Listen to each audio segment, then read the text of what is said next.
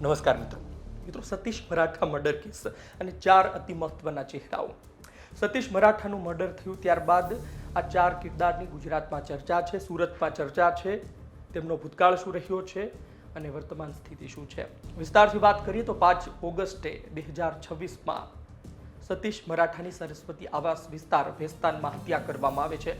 થોડા દિવસે તેની હત્યા કરી નાખવામાં આવે છે. એક યુવતી સાથે તેઓ હતા. અમુક સગીર તે આવી પહોંચે છે. તે ગાડીની બહાર નીકળે છે સતીશ મરાઠા, અને ત્યારબાદ અન્ય એમની આખી જે ટોળકી હતી તે આવી પહોંચે છે અને તલવાર અને અલગ અલગ હથિયારો વડે તેના પર હુમલો કરવામાં આવે છે. ફાયરિંગ પણ થાય છે અને સતીશ મરાઠાની હત્યા થાય છે. સતીશ મરાઠાની હત્યામાં સૌથી પહેલું નામ જે સૌથી વધુ એટલે કે કેતન ઉર્ફે સની છે, જે પકડાયા છે તો ખરી, પરંતુ એ સિવાય એ નામની આપણે ચર્ચા કરી, એ વિશે આપણે ભૂતકાળમાં વિડીયો પણ બનાવ્યા, પરંતુ અન્ય 4 ચહેરા અને અન્ય 4 કિરદાર વિશે વાત કરીએ તેમાં સૌથી પહેલું નામ રાહુલ સોમન મંડલ. રાહુલ સોમન મંડલ દારૂના વેપાર સાથે જોડાયેલો ચહેરો છે. સુરતના જે લોકો છે, ગેંગવોરમાં જોડાયેલા લોકો હોય, સુરતના અસામાજિક તત્વો હોય, સુરતમાં મોટા માથાઓ હોય, એ બધા નામથી પરિચિત છે. દારૂનો મોટા પ્રમાણમાં એ ધંધો કરે છે અને ગુજસીટોકનો આરોપી છે. લાજપોર જેલમાં બંધ, અને હજુ હમણાં ભેસ્તાન પોલીસે તેનો કબજો લીધો છે. સતીશ મરાઠા મર્ડર કેસને લઈ પૂછપરછ તેની શરૂ છે અને આ જ કારણોસર આ વિડીયો બનાવી રહ્યા છીએ અપડેટ સાથે. રાહુલ સોમન મંડલની પૂછપરછ ચાલી રહી છે, પરંતુ આ બધા વચ્ચે રાહુલ સોમન મંડલ કોણ છે? રાહુલ સોમન મંડલને સતીશ મરાઠા સાથે દુશ્મની શું? દારૂને લઈને, દારૂના અડ્ડાને લઈને કહેવાય છે કે ઘણા સમયથી બબાલ ચાલતી હતી અને જામીન પણ જુલાઈ 2026માં રાહુલ મંડલના મંજૂર થઈ ચૂક્યા હતા, પરંતુ તે બહાર આવ્યા નહીં, કારણ કે તેને પણ ખતરો હતો સતીશ મરાઠાથી કહેવાય છે. અને ત્યાં જેલમાં તેની સાથે મુલાકાત થાય છે કેતન ઉર્ફે સનીની અને અન્યની જે આ કેસમાં જોડાયેલા છે તેમની.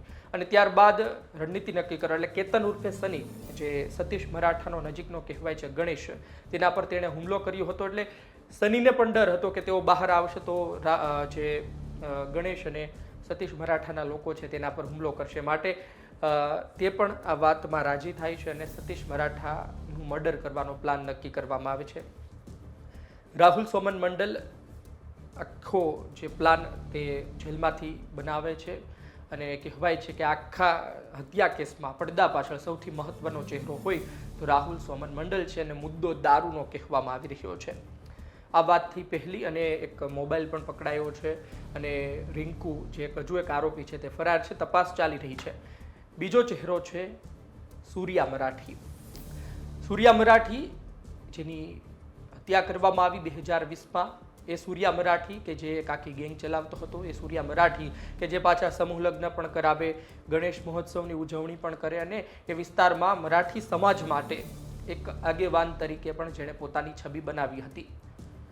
વાત એ છે કે સામાજિક કામો પણ કરતો હતો, અમુક રૂપિયા લોકોના સેવા પાછળ પણ બગાડતો હતો, એમાં પણ રૂપિયા નાખતો હતો, અને આ સાથે એની ગેંગ તો ચાલતી જ હતી.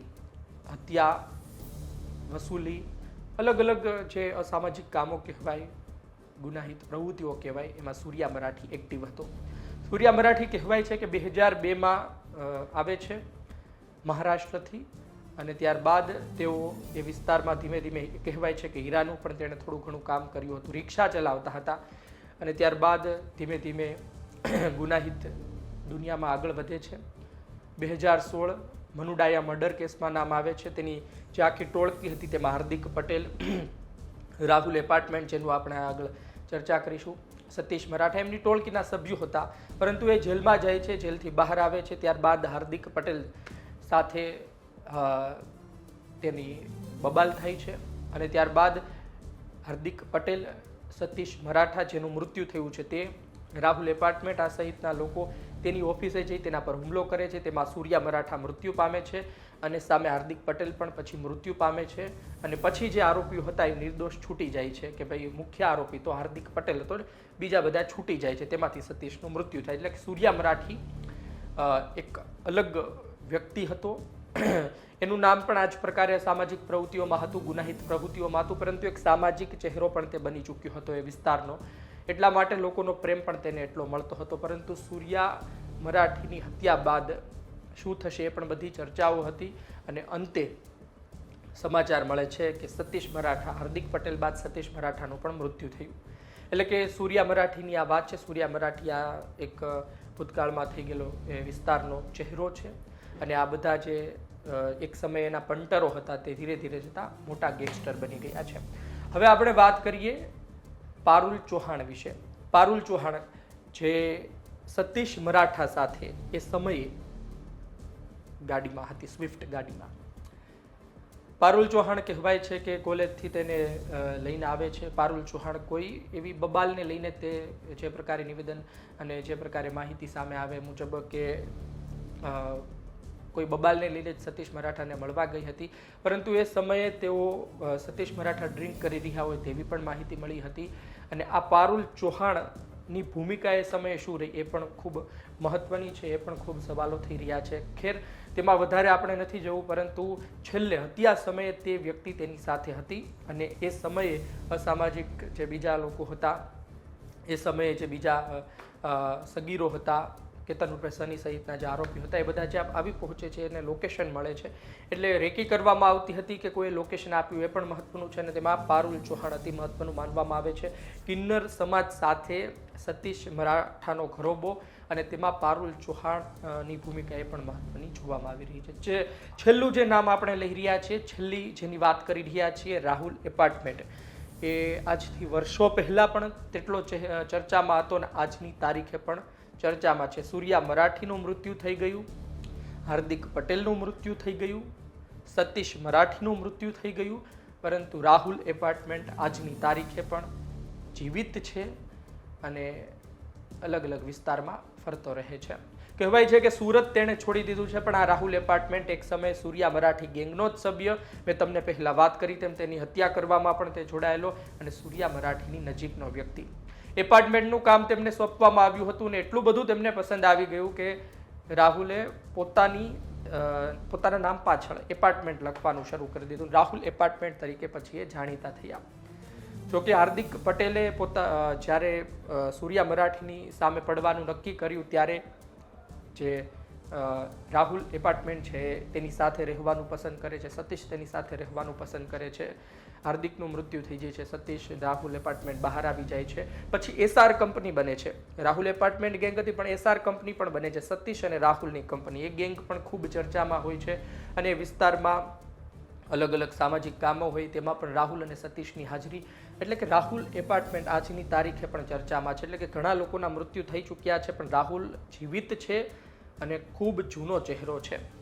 એટલે કે કુલ આ 4 ચહેરાની આપણે વાત કરીએ, આ 4 ચહેરા સતીશ મરાઠા મર્ડર કેસ બાદ ખૂબ ચર્ચામાં છે.